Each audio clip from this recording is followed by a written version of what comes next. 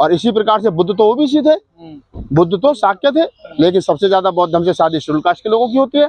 तो बुद्ध और फूले दो ऐसे शख्स थे जिनको डॉक्टर अम्बेडकर ने अपना गुरु माना, और अगर तीसरा गुरु कहीं ना कहीं डॉक्टर अम्बेडकर ने माना तो कबीर को माना। कबीर खुद जुलाहे थे जाति से, कोली थे। तो ऐसा नहीं है, एक वैचार की है। पिछड़े लोग क्यों नहीं आए इस मूवी के बचाव में? पिछड़े लोगों को पता ही नहीं, बेचारों को, उनको मंदिर में जाने से फुर्सत नहीं है। वो अपने आप को अभी तक हिंदुत्व की चादर इतनी बड़ी ओढ़ करके घूम रहे हैं, उन्हें पता ही नहीं है। कुछ लोग मुट्ठी भर यादव सुधरे हैं, कुछ लोग मुट्ठी भर यादव अभी मंदिर में जा रहे हैं, कुछ लोग कहाँ सुधरते हो, दिल में तो फिर चले जाते हैं। नहीं, कुछ लोग शाक्य कुशवाहा मौर्य पटेल जो है वो सुधरे हैं, कुछ लोग अभी जा रहे हैं।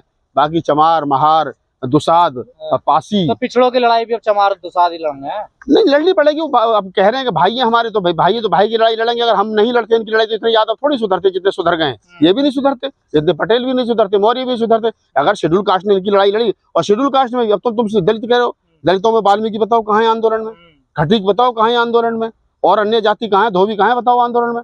नहीं है ना भाई, वो भी तो दलित ही है। तो आपकी लड़ाई सफल हो रही है, इसका मतलब तो हमारी लड़ाई जो है वो दलितों की और ओबीसी की नहीं है। हमारी लड़ाई इस देश में अम्बेडकर, फूले अम्बेडकरी विचार की है।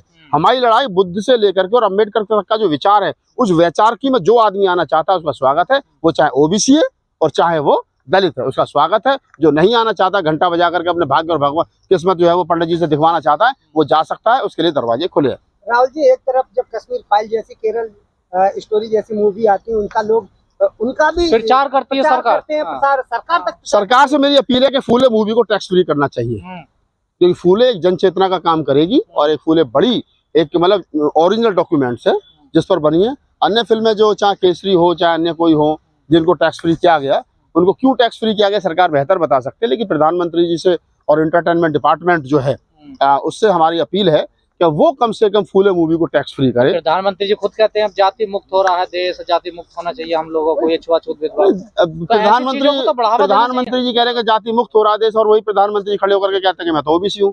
वही प्रधानमंत्री जी कहते हैं कि मैं तो क्या नाम, हमने 27 ओबीसी मिनिस्टर बना दिए। तो कहाँ जाति मुक्त हो रहा है? जाति मुक्त होने के लिए पहले चाहिए कि इस देश के ब्राह्मण को चाहिए कि वो दलित के साथ में बेटियों का लेन देन करे। काटे गए, सेंसर बोर्ड ने कैसे चला दिया? अभी देखो मूवी आएगी तो बताएंगे। एक मेन सीन था जिसको माता सावित्रीबाई फूले के ऊपर जब धोती पर जब कीचड़ डालते ब्राह्मण, तो उस सीन को लेकर के भी बात था, क्या वो सीन है या काट दिया गया है। हालांकि मेरी जो बात हुई है डायरेक्टर से, तो कहना नहीं सीन है, और अगर कटा है तो दुर्भाग्य नहीं होना चाहिए। लेकिन सर ये हम से डर गए हैं, ब्राह्मण तो मजबूत जाति है। ब्राह्मण वैचार के रूप से मजबूत नहीं है, वो जातिगत व्यवस्था के आधार पर मजबूत है। अपने आप को, क्योंकि चरम पर बैठा, कलम उसके हाथ में थी तो उसने अपने आप को ऊपर लिख दिया। मेरे हाथ में कलम होती तो मैं कहता नहीं दलित पूजनीय है, दलित सबसे ऊपर मैं रखता।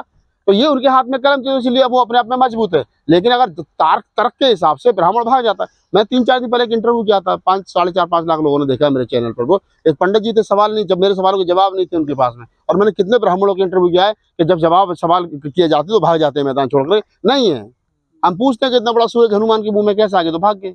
हम पूछते हैं कि इतनी बड़ी पृथ्वी शेषनाग के सर पे कैसे आ गई, तो भाग जाते हैं।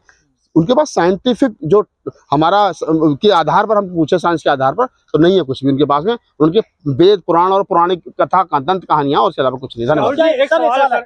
क्या सर इसी वजह से जो बॉलीवुड है वहाँ दलित और बहुजन लोग कामयाब नहीं हो पाए हैं इंडस्ट्री में? नहीं, देखिए एक चीज समझिए, उसका दूसरा, मैं क्योंकि उसका पार्ट भी रहा हूँ फिल्म इंडस्ट्री का। मैं खुद 2003 तक मुंबई में एक एज ए गीतकार बनने के लिए मैं धक्के खाए हुआ, तो मैं तो बड़े कई गीतकारों को भी जानता हूँ। आजकल जो कट्टर हिंदू बन रहे हैं, जिनके सरनेम मनोज मुंतसिर है, और मुंतसिर खुद उर्दू का शब्द है, वो मुंतसिर का मतलब होता है बिखरा हुआ, ठीक है। तो आजकल वो मनोज मुंतसिर शुक्ला हो गए हैं। तो ये हिंदुत्व की चादर है, आप इसको समझिए।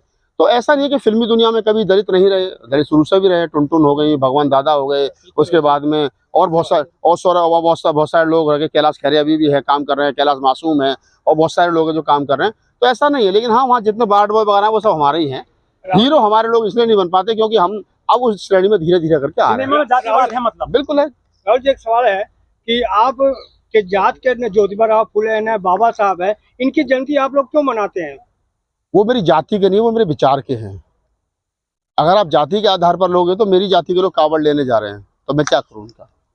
अगर आप जाति की बात करोगे तो क्या नाम है, ललित सिंह यादव थे, उनकी जाति के ही लोग जो है वो मंदिरों में धक्के खा रहे हैं। लेकिन ललित सिंह यादव का पूरा जीवन निकल गया बाबा साहब के मूवमेंट को आगे बढ़ाते हुए।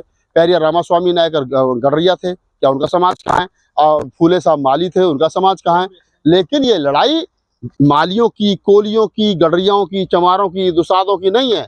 ये लड़ाई इस देश के अंदर बुद्ध कवि नानक रैदास अम्बेडकर के विचार को बचाए रखनी है। 2500 साल के एक डॉक्यूमेंट को बचाए रखने की है, और उसमें जाति नहीं है, उसमें विचार है, और विचार जो है वो डॉक्टर अम्बेडकर का संपूर्ण विचार है। धन्यवाद।